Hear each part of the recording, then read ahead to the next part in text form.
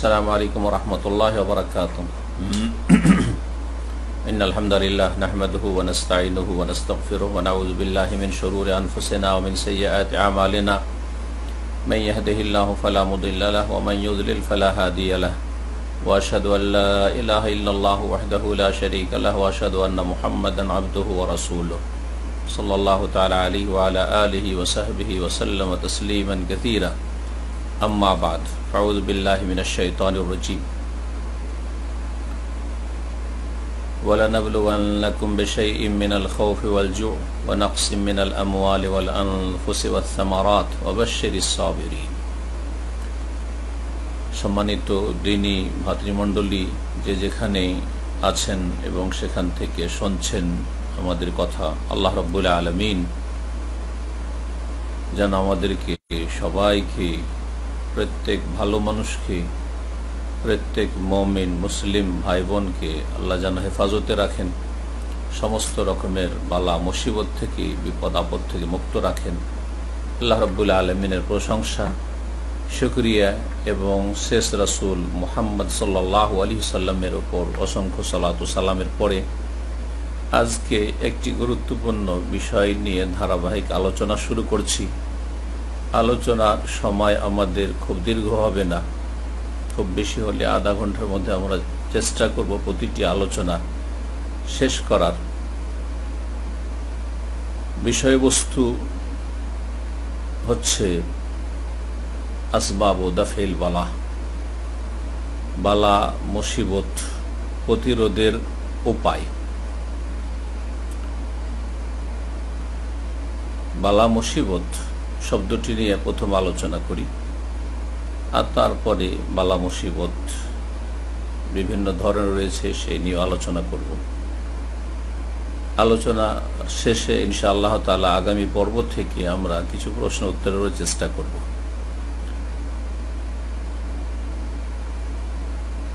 আজকে 4 জিলকাদা 1441 হিজরি মোতাবেক 25শে জুন 2020 আমাদের প্রথম পর্ব এই বিষয়ের। সেটি হচ্ছে বালা মুসিবত প্রতিরোধের শরঈ উপায় বা উপকরণ। কিভাবে বালা মুসিবতকে আমরা দূর করতে পারবো, দূরে সরাতে পারবো, দূরে রাখতে পারবো এবং নিজেকে বালা মুসিবত থেকে কিভাবে রক্ষা করতে পারবো। তাহলে দেখা যাক বালা মুসিবত কি জিনিস। এই শব্দগুলি আরবি শব্দ। বালা মুসিবা কোরআনে কারীমের ভাষায় আমরা এমনভাবে ব্যবহার করেছি যে বাংলায় পরিণত হয়েছে এবং আলহামদুলিল্লাহ প্রতিটি বাংলা ভাষাভাষী বালা মুসিবত শব্দগুলি বুঝছেন, বিশেষ করে মুসলিমরা। বালা মানে হচ্ছে পরীক্ষা, শাব্দিক অর্থ। বালা মানে হচ্ছে পরীক্ষা, কিন্তু আমরা পরীক্ষার অর্থে ব্যবহার করি না। আমরা বাংলা ভাষা যখন ব্যবহার করি সেটা বিপদ আপদের ক্ষেত্রে ব্যবহার করি। তো বিপদ আপদকে বালা এই জন্য বলা হয় যে বিপদ আপদের মাধ্যমে আল্লাহ রাব্বুল আলামিন তার বান্দাদেরকে পরীক্ষা করে থাকেন। বিশেষ করে যারা ভালো মানুষ তাদের পরীক্ষা করে থাকে। বিপদ আপদ ভালো মানুষদের জন্য হচ্ছে পরীক্ষা এবং তাদের মর্যাদাকে উঁচা করা, তাদের তাকফিরুস সাইয়্যাত গুনাহ খাতাকে মোচন করা, তাদেরকে উচ্চ স্থানে পৌঁছানো, তাদের প্রশিক্ষণ তরবিয়ত করা। আর বিপদ আপদ অসৎ লোকদের জন্য, কাফের মুশরিকের জন্য, পাপিষ্ঠদের জন্য হচ্ছে আল্লাহর আযাব, শাস্তি, যা দিয়ে আল্লাহ রাব্বুল আলামিন সতর্ক সাবধান করতে চান। যদি তারা সতর্ক সাবধান হয়ে যায়, আর না হলে ইহকালের এগুলি হচ্ছে শাস্তি, আযাব। আর পরকালের শাস্তি রয়েছে যদি ঈমান হারা হয়ে, ইসলাম হারা হয়ে, তাওহীদ শূন্য হয়ে, যদি সুন্নাত বিপরীত জীবনযাপন করে মৃত্যুবরণ করে। তো বালা অর্থ করলাম যে বালার শাব্দিক অর্থ পরীক্ষা, আর বিপদ আপদকে বালা এই জন্য বলা হয় তার মাধ্যমে পরীক্ষা হয়ে থাকে। মুসিবত মুসিবাতুন, আসাবা ইউসিবু থেকে মুসিবাতুন ইসিম ফাইল, যা আপতিত হয়, যা মানুষকে পৌঁছে, যেসব কষ্ট ভালো পৌঁছিলে সেটা মুসিবা বলা হয় না, কিন্তু মন্দ অনিষ্ট যখন স্পর্শ করে বা অনিষ্ট যখন কোনো মানুষকে পৌঁছে, আসাবা ইউসিব মানে পৌঁছা, তখন সেটাকে মুসিবা বলা হয় বা মুসিবত বলা হয়। জি, আরবিতে মুসিবাহ, আর উর্দুতে গিয়ে সেটা মুসিবত হয়েছে, আর আমরা সেটাকে মুসিবত বলে থাকি। তাহলে বিপদ আপদকে মুসিবত কেন বলা হয়? বালা এবং মুসিবত আমরা বাংলা ভাষায় প্রতিশব্দ হিসাবে ব্যবহার করে থাকি, কাছাকাছি অর্থ। বিপদ আপদকে মুসিবত এই জন্য বলা হয় যে তা মানব জাতির ওপর আপতিত হয়। কোরআন কারীমের আয়াত দিয়ে শুরু করি। সূরা বাকারায় আল্লাহ রাব্বুল আলামিন ইরশাদ করেছেন এই বালা মুসিবত সম্পর্কে, ওয়ালানাবলুওয়ান্নাকুম বিশাইইম মিনাল খাউফ, অবশ্যই অবশ্যই আমি তোমাদেরকে পরীক্ষা করব। এই দেখেন, নাবলুয়া বালা থেকে, আর অর্থ করলাম পরীক্ষা, তাহলে বালা মানে হচ্ছে পরীক্ষা। অবশ্যই অবশ্যই তোমাদেরকে আমি পরীক্ষা করব বিশাইইম মিনাল খাউফ, কিছু ভয়ভীতির মাধ্যমে, মাঝে মধ্যে ভীত সন্ত্রস্ত করে বিভিন্ন রকমের ভয়, সে মানুষের ভয় হোক আর অন্য কোনো অনিষ্টের ভয় হোক, বিভিন্ন রকম ভয় ভীতি। অলজু, এবং কিছু ক্ষুধার মাধ্যমে, ক্ষুধার্ত করে, জি, আর্থিক সংকটের মাধ্যমে, অভাবের মাধ্যমে, ওয়ানাকসি মিনাল আমওয়াল, ধন সম্পদের ঘাটতি, জি, যে আশাটা করছিলেন ধন সম্পদের তাতে ঘাটতি দেখা দিয়েছে, যতটা প্রয়োজন ততটা লব্ধ না। ওয়ানাকসি মিনাল আমওয়াল, যতটা আশা করেছিলেন যে বাগান থেকে আসবে, জমি জায়গার ফসল থেকেই আসবে, ব্যবসা বাণিজ্য থেকেই আসবে, বেতন সেতন থেকেই আসবে, যার যেমন ইনকাম সোর্স রয়েছে, অথবা স্বাভাবিক জীবনযাপন করব, সুতরাং দৈনন্দিন একটা ইনকাম আছে, আসতে থাকবে, কিন্তু সেটা ব্যাহত হয়েছে। ওয়ানাকসি মিনাল আমওয়াল, এর মাধ্যমে ধন সম্পদে ঘাটতি দেখা দিয়েছে, এর মাধ্যমে আল্লাহ পরীক্ষা করেন। ওয়াল আনফুস, এবং প্রাণের, জানের ঘাটতির মাধ্যমে, আপনজন মাইনাস হইল, প্রিয়জন কেউ দুনিয়া থেকে বিদায় নিল, মানুষের হতাহত হওয়া, এর মাধ্যমে আল্লাহ পরীক্ষা করেন। সামারাত, এবং ফলমূলের ঘাটতির মাধ্যমে, বিভিন্ন ফলমূলের বাগান রয়েছে, আর আশা করছিলেন যে এই সিজনে এত ফল আসবে, এত লাভবান হব, কিন্তু তাতে ঘাটতি দেখা গেল, যে কোনো ধরনের ঘাটতি হোক না কেন, সেটা পুরোপুরি একবারে শেষ হয়ে যাওয়া হোক অথবা আংশিকভাবে ক্ষতিগ্রস্ত হওয়া হোক। ওয়ানাকসি মিনাল আমওয়াল ওয়াল আনফুস ওয়াস সামারাত, এগুলিতে ঘাটতির মাধ্যমে, কমতির মাধ্যমে আল্লাহ পরীক্ষা করেন। এইভাবে বিভিন্ন রকমভাবে আল্লাহ পরীক্ষা করেন। যতগুলি যে বিপদ আপদ রয়েছে, অনিষ্ট রয়েছে, সবগুলি আল্লাহ রাব্বুল আলামিনের পক্ষ থেকে বালা, এর মাধ্যমে ওয়ালানাবলুওয়ান্নাকুম, অবশ্যই অবশ্যই আমি পরীক্ষা করব। তাহলে পৃথিবী পরীক্ষার জগৎ, এখানে পরীক্ষা হবে, বিভিন্ন রকমের পরীক্ষার সম্মুখীন হইতে হবে। আর পরীক্ষাতে সফল ব্যক্তি, জ্ঞানী ব্যক্তি উত্তীর্ণ হওয়ার চেষ্টা করে, ভালো রেজাল্টের সাথে পাশ করার চেষ্টা করে, সেই চেষ্টা একজন মুমিন মুসলিমকে রাখতে হবে। অবাশশিরি সাবিরিন, হে নবী সাল্লাল্লাহু আলাইহি সাল্লাম, তুমি সুসংবাদ শুনিয়ে দাও, জি, আস-সাবিরিন, ধৈর্যশীলদেরকে, যারা ধৈর্যশীল। বালা মুসিবত আসলে তাহলে কি করতে হবে? এখানে ইঙ্গিত করা হয়েছে করণীয়র দিকে। বালা মুসিবত আসলে, ভীত সন্ত্রস্ত হইলে, ভয় লাগলে, দুশ্মন বললে বা যে কোনো রকম ভয় হোক না কেন, জি, ক্ষুধার সম্মুখীন, দুর্ভিক্ষের সম্মুখীন হলে, আর্থিক সংকটের সম্মুখীন হলে, জি, জান মাল, ফল মূল ফসল এসবে ঘাটতি হলে ধৈর্য ধারণ করতে হবে। যে কোনো বিপদ আপদে, বালা মুসিবতে, তাহলে কি করতে হবে? ধৈর্যশীল হইতে হবে। যদি সাবেরিন হইতে পারেন, ধৈর্যশীল হতে পারেন, তাহলে আল্লাহ রাসূলুল্লাহ সাল্লাল্লাহু আলাইহি সাল্লামকে হুকুম দিচ্ছেন, ওয়াবাশশিরিস সাবিরিন, সুসংবাদ শুনিয়ে দাও ধৈর্যশীলদেরকে, ইহকাল পরকালে তাদের জন্য মঙ্গল রয়েছে, সফলতা রয়েছে, সুসংবাদ রয়েছে। জি, মহাপুরস্কার দেবেন পরকালে, দুনিয়ায় আল্লাহ উত্তম বিকল্প দেবেন। আল্লাহ রাব্বুল আলামিন চিরকাল রাত রাখেন না, রাতের পরে দিন আসে। ইন্না মাল উসরি ইউসরা, যখন কঠিন হয়েছে, মুশকিল হয়েছে, তখন সহজ হয়েছে, যখন দরজা বন্ধ হয়েছে, তখন দরজা খুলেছে। এ হচ্ছে সুন্নাতুল্লাহ, আল্লাহ রাব্বুল আলামিন নীতিমালা পৃথিবীতে সৃষ্টি জগতের ক্ষেত্রে। বালা মুসিবত সম্পর্কে যে বিষয়টি নিয়ে আলোচনা করব সেটা হচ্ছে বালা মুসিবত প্রতিরোধের উপায়। উপায় দুই রকম হয়ে থাকে, এর আগেও বিভিন্ন আলোচনা আমি বলেছি। এক হচ্ছে পার্থিব উপায়, পার্থিব মাধ্যম, আরেকটি হচ্ছে শারঈ উপায়, শরীয়ত সম্মত মাধ্যম, দ্বীনি মাধ্যম।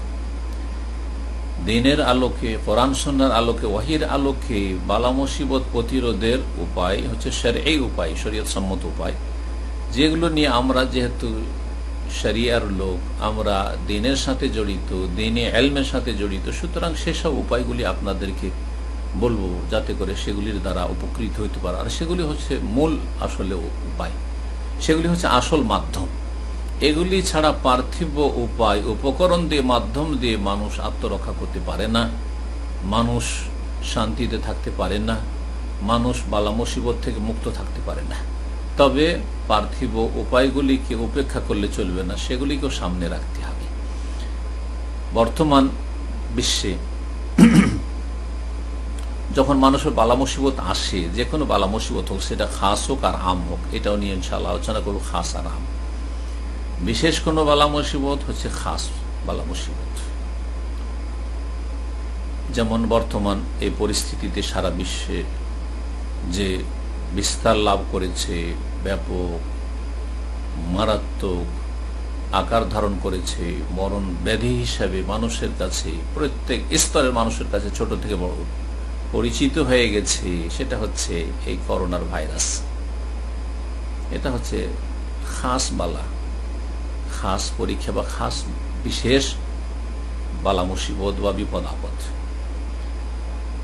আম বালা মুসিবত মানুষের জীবনের যে কোনো অনিষ্ট, যে কোনো অপ্রীতিকর কথা কাজ, যে কোনো অপ্রীতিকর কথা কাজ যা আপনাকে ভালো লাগে না, যা আপনাকে কষ্ট দেয়, সেটা মানসিক বালা মুসিবত হতে পারে, বিপদ আপদ হইতে পারে, শারীরিক স্বাস্থ্যগত বালা মুসিবত হতে পারে, সেটা পারিবারিক বালা মুসিবত হতে পারে, সেটা আর্থিক বিপদ আপদ হতে পারে, সেটা নিরাপত্তা জনিত বালা মুসিবত হতে পারে, যে কোনো রকমের বালা মুসিবত হতে পারে। জি হ্যাঁ, বালা মুসিবত রয়েছে একজন পুরুষ তার স্ত্রীর কারণে, স্ত্রী তার জন্য বড় মুসিবত হয়ে দাঁড়িয়েছে। বহু মানুষ এরকম পৃথিবীতে আছে। অনেক বোনেরা রয়েছেন যাদের স্বামী তাদের জন্য জীবনে বড় বালা মুসিবত হয়ে গেছে, বড় বিপদ আপদ নিয়ে এসেছে। কোনো বাবা মায়ের জন্য ছেলেমেয়েরা বালা মুসিবতের কারণ হয়ে গেছে, কোনো ছেলে মেয়েদের জন্য বাপ মা বালা মুসিবতের কারণ হয়ে গেছে, শাসকদের জন্য অনেক জনগণ বালা মুসিবতের কারণ হয়ে গেছে, অনেক জনগণের জন্য শাসক এক শ্রেণীর বালা মুসিবতের কারণ হয়ে গেছে। প্রতিবেশী অনেক সময় বালা মুসিবতের কারণ, বড়ই মুসিবতে আছেন প্রতিবেশী। সাথী সঙ্গী যারা কর্মক্ষেত্রে রয়েছে, শিক্ষাঙ্গনে রয়েছে, তাদেরকে নিয়ে বড়ই বালা মুসিবত বিপদে আছে।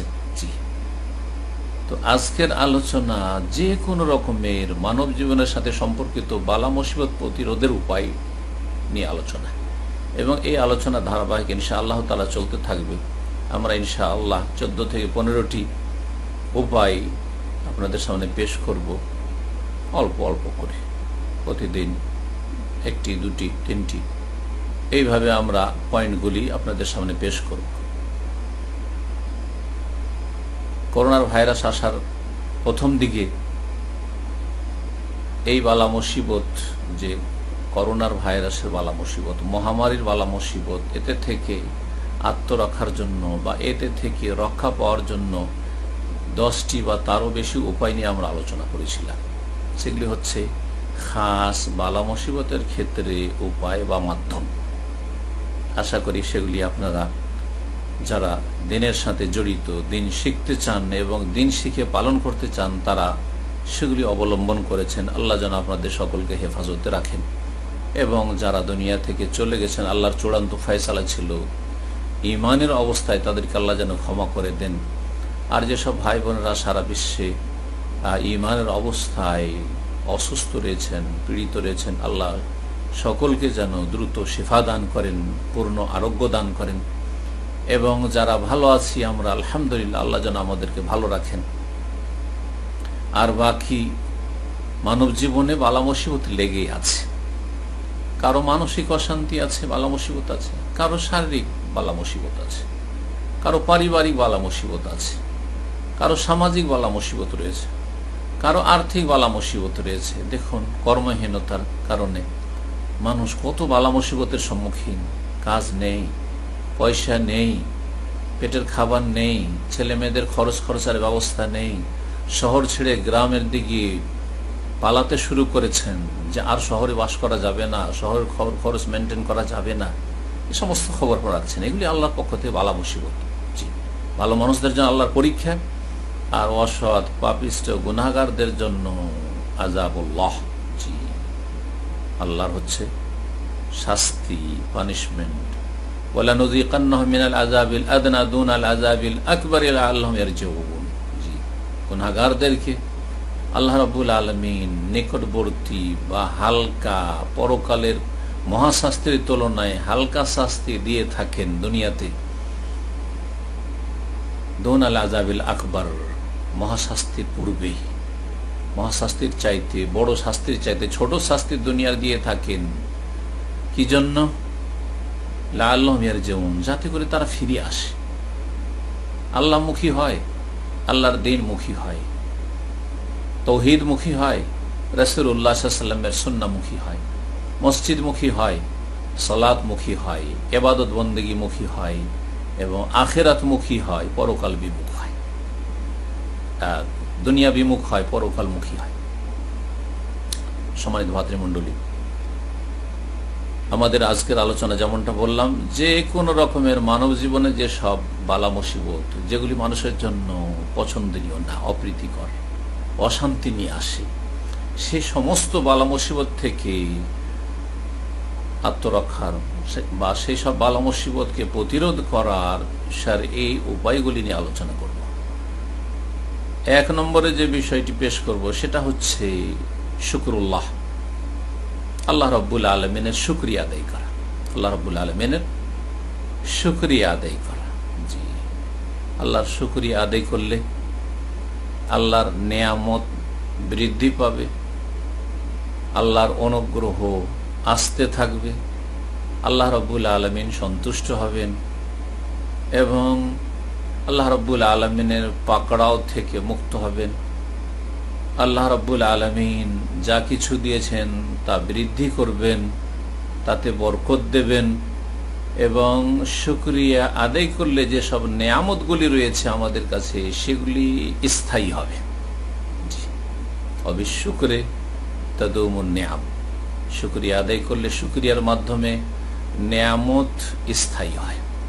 মনে রাখবেন, কোরআন সুন্নাহ পরিষ্কারভাবে বিষয়টিকে স্পষ্ট করেছে যে যত বেশি আল্লাহর শুকর গুজার হবে, তত বেশি তাকে আল্লাহ রাব্বুল আলামিন নেয়ামতে বৃদ্ধি করবেন এবং যেই নিয়ামতগুলি আছে সেগুলিকে স্থায়িত্ব দান করবেন।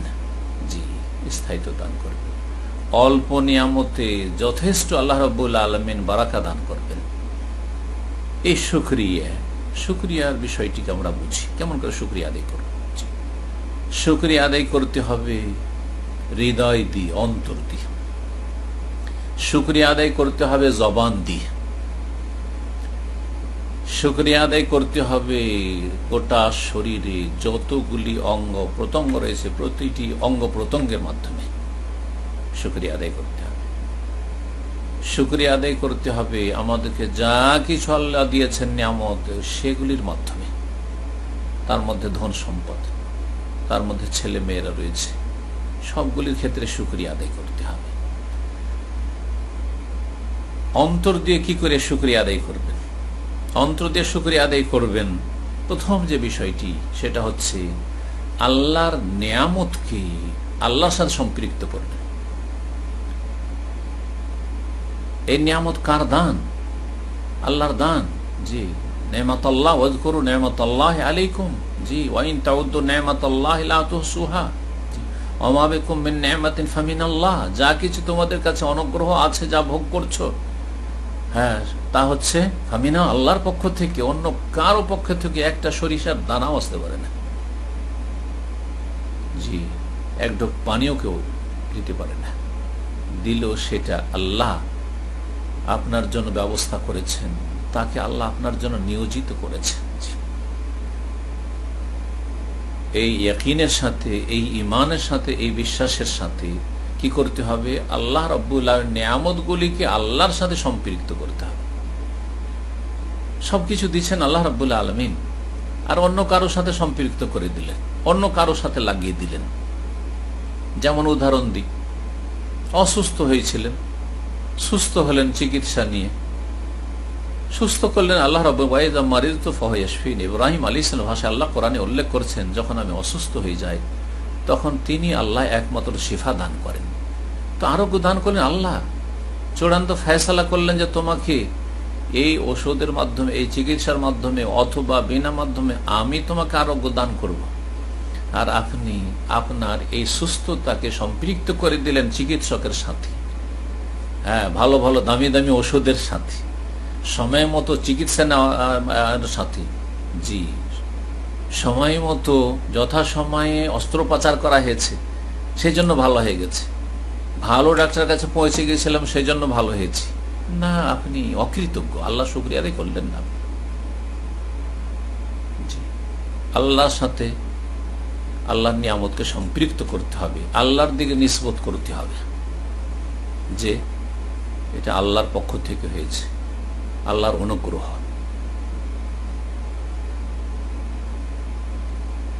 কিন্তু অনেক মানুষ আছে, বরং অধিকাংশ মানুষ আছে, আল্লাহর নিয়ামতকে আল্লাহর সৃষ্টির সাথে, অসহায়ের সাথে সম্পৃক্ত করে থাকে। এই করোনার ভাইরাস অমোঘ থাকলে আমাদের কোনো ভয় নেই। অমোঘ যতক্ষণ আছেন আমাদের সাথে, ততক্ষণ করোনার বিরুদ্ধে আমরা লড়াই করবো। আউযুবিল্লাহ। জি, করোনার চাইতে আমরা বেশি শক্তিশালী, এগুলি কোনো মুসলিমের কথা হইতে পারে? আউযুবিল্লাহ। দিনের সামান্যতম কোনো জ্ঞান নেই। এগুলি মানুষ নিজের ক্ষমতার সাথে সম্পৃক্ত করলো, অথবা অন্যের ক্ষমতার সাথে সম্পৃক্ত করলো, কোনো ব্যক্তি অথবা বস্তুর সাথে সম্পৃক্ত করলো, আল্লাহর অন্য কোনো সৃষ্টির সাথে, দেবদেবীর সাথে সম্পৃক্ত করলো, অথবা আপনার যেসব মাজারের পূজা হচ্ছে, কবরের পূজা হচ্ছে, আর সেগুলিতে যেসব লোকেরা মৃত দাফন আছে তাদের সাথে সম্পৃক্ত করা হইল। জি, এগুলি হচ্ছে সবচেয়ে বড় অকৃতজ্ঞতা, নাশুকরি। জি, সবচেয়ে বড় নাশুকরি হচ্ছে শিরক বিল্লাহ, আল্লাহর সাথে শিরক করা, কুফর, আল্লাহর সাথে কুফর। জি,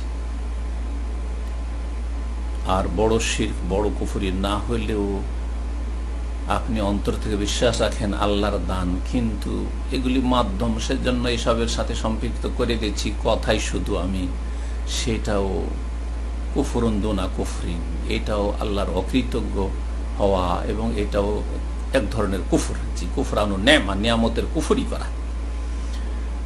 তো আল্লাহর নিয়ামতকে আল্লাহর সাথে সম্পৃক্ত করতে, এই মর্মে প্রসিদ্ধ হাদিসের দিকে ইঙ্গিত করি। রাসূলুল্লাহ সাল্লাল্লাহু আলাইহি ওয়াসাল্লাম একদিন সকালবেলা, রাতে বৃষ্টি হয়েছে, বললেন যে আসবাহা ইবাদুন মুমিনুন বি। আল্লাহ রাব্বুল আলামিন ইরশাদ করেছেন হাদিসে কুদসি, রাসূল বলছেন যে কাল আল্লাহ তাআলা, আল্লাহ বলছেন আসবাহা ইবাদুন মুমিনুন বি ওয়া কাফিরুন বিল কাওকাব, ওয়া আসবাহা ইবাদুন কাফিরুন বি ওয়া মুমিনুন বিল কাওকাব। কিছু বান্দা আজকে রাতে আমার প্রতি ইমানদার হয়েছে, আমার প্রতি তাদের যে ইমান আছে এর প্রমাণ দিয়েছে, আর নক্ষত্রের সাথে তারা কুফরি করেছে, নক্ষত্রকে অস্বীকার করেছে, অমান্য করেছে। আবার এর বিপরীত কিছু লোকেরা, কিছু আমার বান্দা আছে, আল্লাহ বলছেন হাদিসে কুদসিতে, যারা আমার সাথে কুফরি করেছে আর নক্ষত্রের প্রতি বিশ্বাস স্থাপন করেছে, জি, নক্ষত্রের প্রতি ঈমান নিয়ে এসেছে। সাহাবীরা বুঝতে পারলেন না রাসূলুল্লাহ এই হাদিস, তখন রাসূলুল্লাহ সাল্লাল্লাহু আলাইহি ওয়াসাল্লাম বলছেন, জি, ফাম্মা মান ক্বালা মুতিরনা বিফাযলিল্লাহি ওয়া রাহমাতিহি, যারা রাতে বৃষ্টি বর্ষণ হলো আর তারপরে রাতে অথবা ভোরে বলল যে আলহামদুলিল্লাহ, আল্লাহর ফজল এবং রহমতে, আল্লাহর অনুগ্রহ এবং রহমতে আমাদেরকে বৃষ্টি দেওয়া হয়েছে, মানে এটি আল্লাহর রহমত, আল্লাহর পক্ষ থেকে বৃষ্টি, হাযা মুমিনুন বি, আমার প্রতি ঈমান নিয়ে এসেছে। আর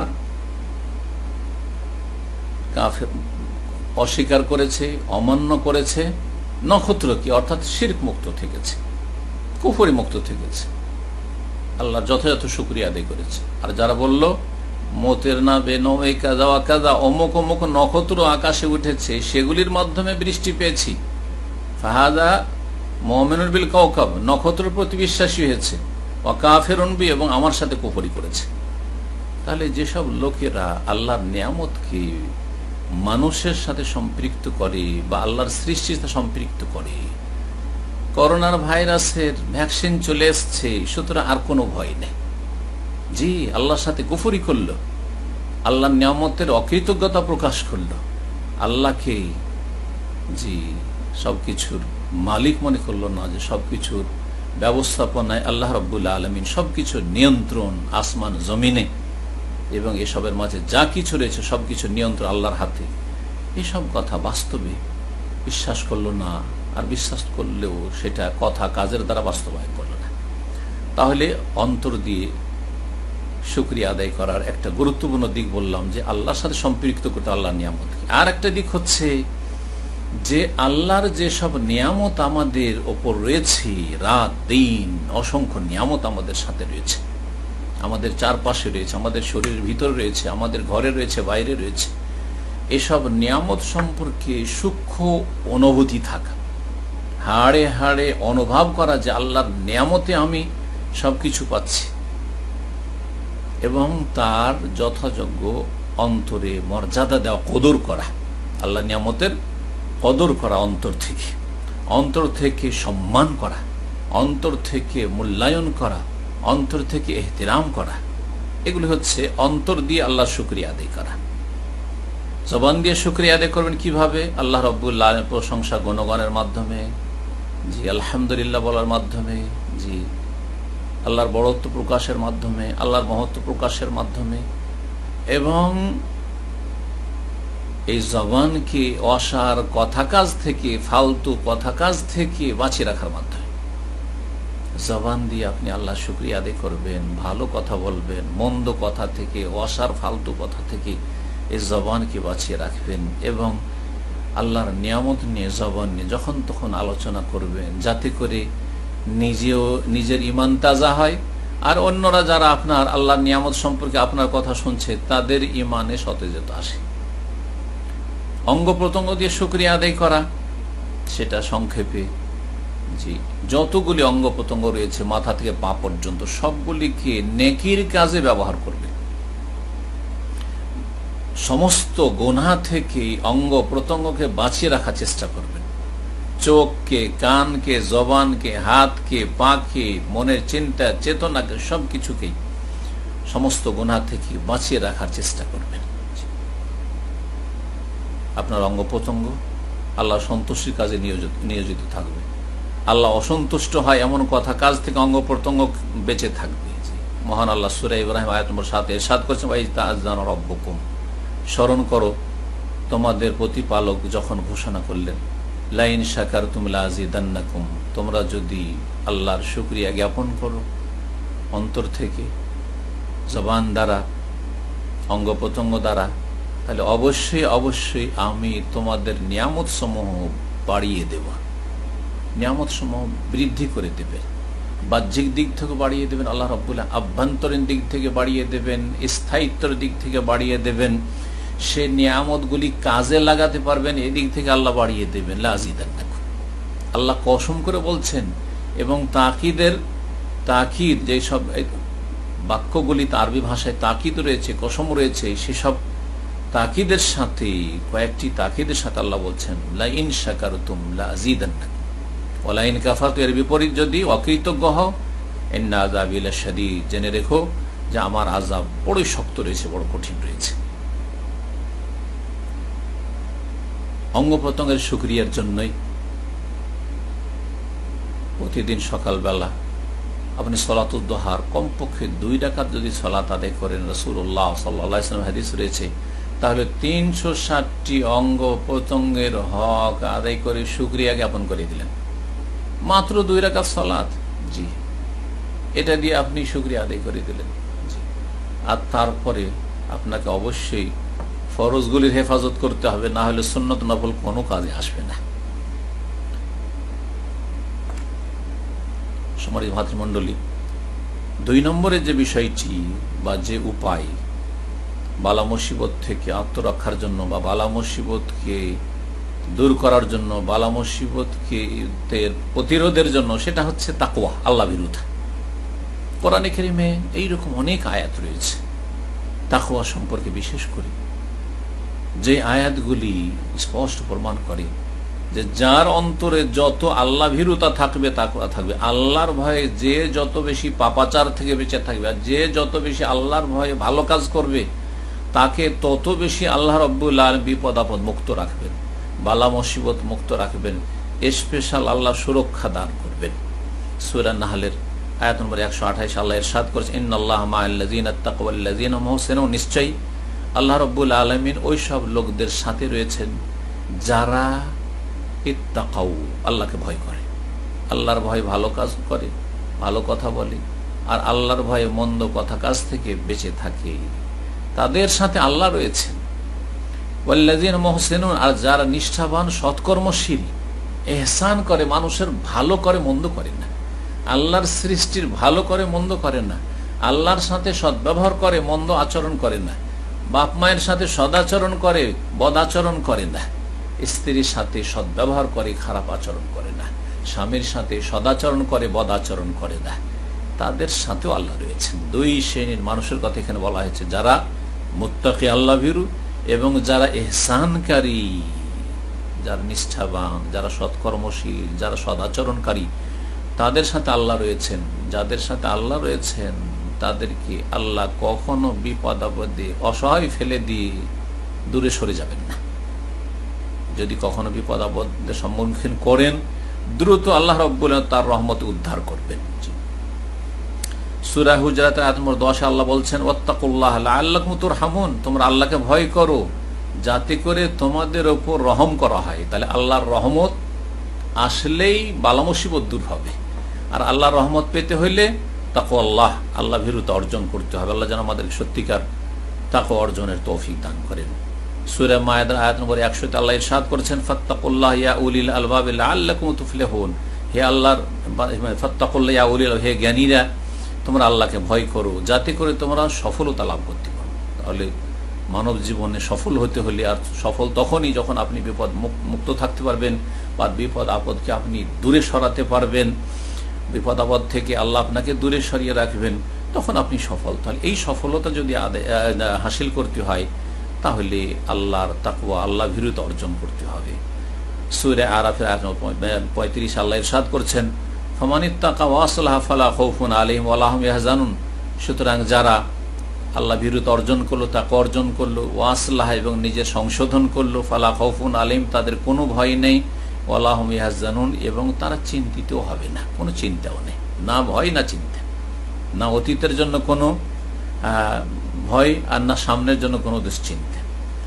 সূরা তালাকের আয়াত নম্বর 2 আল্লাহ ইরশাদ করে, ওমাইয়াত্তাকিল্লাহ ইয়াজআল মাখরাজা, যে আল্লাহকে ভয় করে জীবনযাপন করবে তার জন্য আল্লাহ রাস্তা অবশ্যই বের করবে, যেখানে বন্ধ হয়ে আসবে সেখানে খুলে যাবে, এক্সিট, আল্লাহ মাখরাজ, এক্সিট অবশ্যই বের করবেন। ওয়ারযুকুহু মিন হাইসু লা ইয়াহতাসিব, এবং এমন এমন ক্ষেত্র থেকে আল্লাহ তাদেরকে রিজিক দেবেন যে কল্পনাও করতে পারেনি। ওয়া মান ইয়াতাওয়াক্কাল আলাল্লাহ, এবং যারা আল্লাহর উপর ভরসা করবে ফাহুয়া হাসবু, আল্লাহ তাদের জন্য যথেষ্ট হবেন। সূরা তালাক আয়াত নম্বর 2 এবং 3। এইরকমই আল্লাহ রাব্বুল বলছেন ওয়ালাউ আন্না আহলাল কুরআন আমানু ওয়াত্তাকাউ লাফাতাহনা আলাইহিম বারাকাতিম মিনাস সামাই ওয়াল আরদ, যদি জনপদের লোকেরা ঈমান নিয়ে আসতো আর তারা গুনাহ থেকে বেঁচে থাকতো, তাকওয়া অর্জন করতো, লাফাতাহনা আলাইহিম, তাদের ওপর খুলে দিতাম, বারাকাতিম মিনাস সামাই ওয়াল আরদ, আকাশ এবং জমিনের বরকত সমূহ, বহু বচন আল্লাহ বলেছেন, বহু বরকতের দরজা আল্লাহ খুলে দিতেন। একটি বরকত না, একটি সুযোগ না, বহু সুযোগ সুবিধা আল্লাহ খুলে দিতেন, বহু রাস্তা বরকতের খুলে দিতেন। ওয়ালাকিন কাযাবু, কিন্তু অধিকাংশ মানুষ মিথ্যা প্রতিপন্ন করেছে, জি আল্লাহকে, আল্লাহর দ্বীনকে মিথ্যা মনে করেছে, অমান্য করেছে। ফাআখাযনাহুম বিমা কানু ইয়াকসিবুন, তাদের কৃতকর্মের কারণে তাদেরকে আমি পাকড়াও করেছি।